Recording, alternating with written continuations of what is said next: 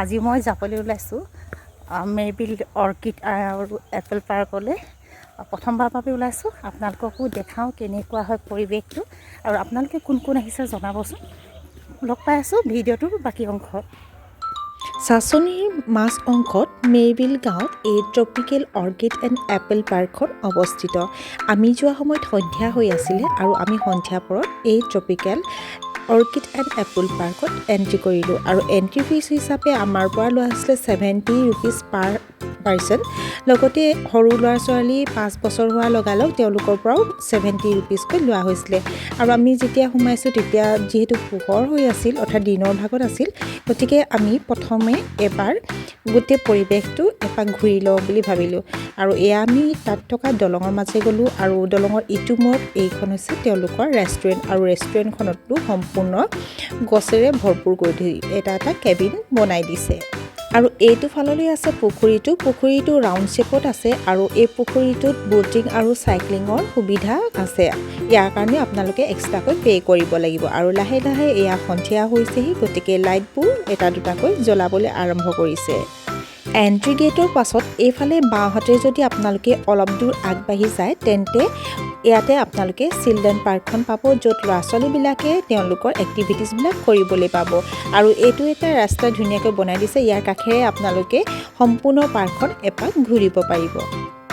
আৰু ইয়াৰ পৰা আমি সন্ধিয়াৰ ভিউটো দেখিছোঁ। ইয়াত দলংখনত লাইট জ্বলাই দিছে। এইফালে বাকী আমি এই কাষে কাষে গৈ পুনৰ এণ্ট্ৰি গেটৰ ওচৰত ওলাবগৈ পাৰিম। আমি গৈ থাকোঁতে মাজে মাজে য'তেই যেনেকৈ সুবিধা পাইছোঁ তাতেই 2 কপি ফটো লৈছোঁ, আৰু নিজৰ নিজৰ সুবিধা অনুযায়ী ভিডিঅ' প্ৰস্তুত কৰিছোঁ। সন্ধিয়া হোৱাৰ লগে লগে জ্বলাই তোলা এই কালাৰফুল লাইটিংবিলাকে সন্ধিয়াৰ এই পৰিৱেশটো খুবেই ধুনীয়া কৰিছিল। গতিকে আমিও এই সন্ধিয়াৰ পৰিৱেশটো অলপ উপভোগ কৰিলোঁ। লগতে আকৌ এবাৰ যিবিলাক ঠাই আমি দিনৰ পোহৰত চাইছিলোঁ, সেই ঠাইবিলাকে আকৌ ৰাতি পোহৰত চাওঁ বুলি আগবাঢ়ি গ'লোঁ।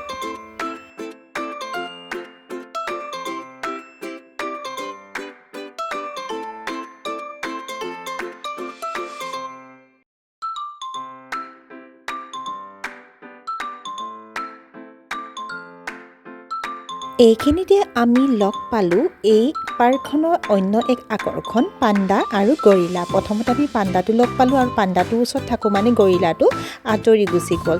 আৰু ইয়াতে আমি ফটো ল'লোঁ। তাৰ পাছত আমি পুনৰ এইফালেদি আগবাঢ়ি গৈছোঁ, সেইফালে গৰিলাটো আছে। আৰু চাওকচোন, অলপ পাছত পুনৰ লগ পালোঁ পাণ্ডাটো, আৰু খুব ধুনীয়াকৈ দূৰৰ পৰা আহি আছে। এইটো সময়ত যিহেতু মানুহ এই ঠাইডোখৰত নাছিল, গতিকে পাণ্ডাটো ধুনীয়াকৈ চোৱাত আৰু ভিডিঅ' কৰাত খুবেই সুবিধা হ'ল।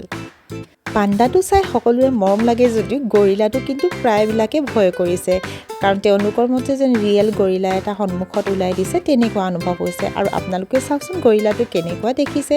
আৰু আপোনালোক কোন কোন এই অৰ্কিড পাৰ্কখনলৈ আহিছে কমেণ্ট বক্সত কমেণ্ট কৰি জনাবচোন।